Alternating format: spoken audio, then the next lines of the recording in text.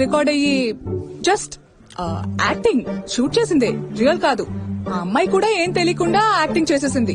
అందులోనూ ఆ అమ్మాయి ఏం చేయలేదు, జస్ట్ ఫుల్ గా నిద్రపోయింది అంతే. ఇప్పుడు 2 రోజుల ముందు ఆ ఫోన్ వీడియో లీక్ అయింది.